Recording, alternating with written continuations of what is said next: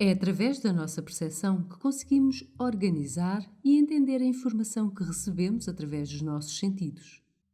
Há muito que a psicologia se debate com questões relacionadas com os limites da nossa percepção e entre o que são processos conscientes e não conscientes. Já alguma vez ouviram falar acerca de mensagens subliminares e percepção subliminar? Este é um tema bastante interessante e vamos abordá-lo já a seguir neste novo vídeo.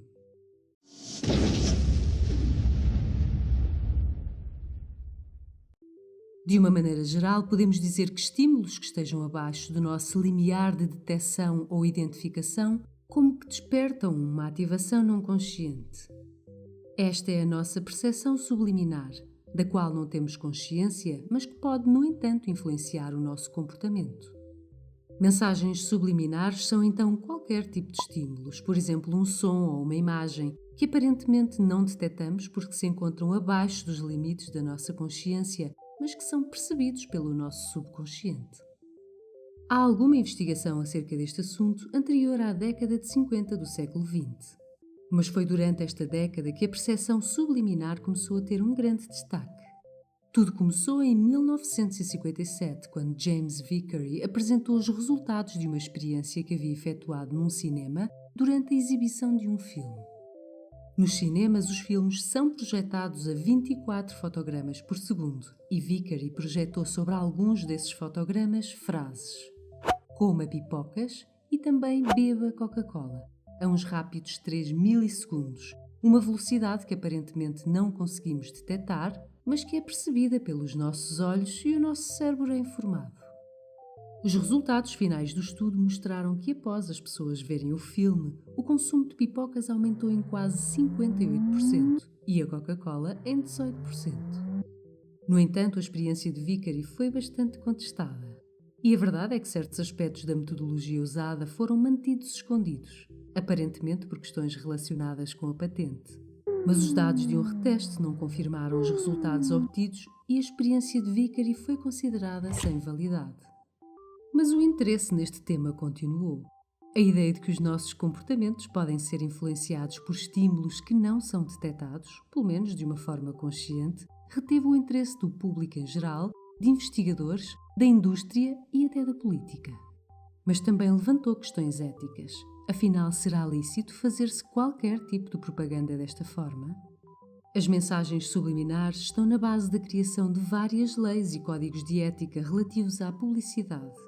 Em Portugal, por exemplo, um dos artigos relacionados com o Código da Publicidade refere de uma forma explícita que não podem ser usadas mensagens subliminares.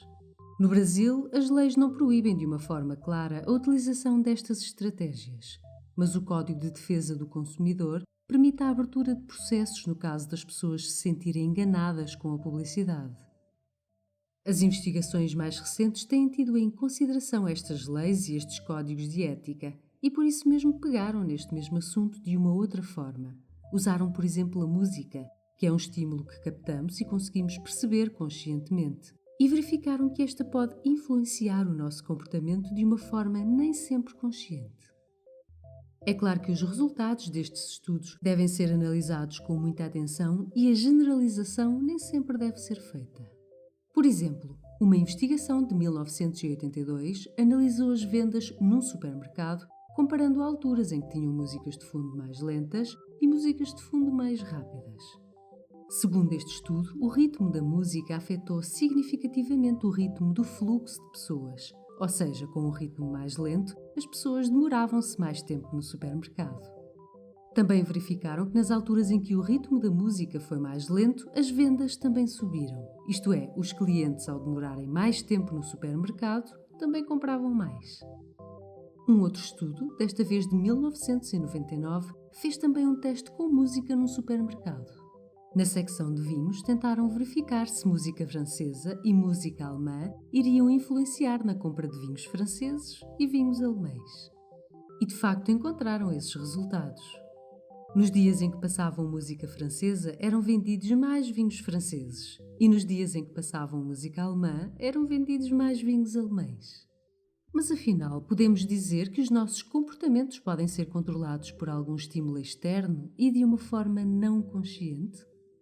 A resposta é que em condições experimentais realmente pode ser conseguido algum controlo, e isso tem-se verificado em algumas investigações. Portanto, é possível influenciar o nosso comportamento dessa forma, mas influenciar é diferente de determinar. No caso dos vinhos, por exemplo, a música não determinou que a pessoa comprasse vinho. Provavelmente as pessoas já entraram no supermercado com vontade de o comprar. No entanto, a música parece ter influenciado na escolha do vinho em si. Com tanta investigação nesta área e tanto conhecimento adquirido ao longo de décadas, é legítimo pensarmos que estas técnicas são mais usadas do que aquilo que podemos pensar à primeira vista. E que o que acreditamos ser uma escolha deliberada pode nem sempre ser por vontade própria.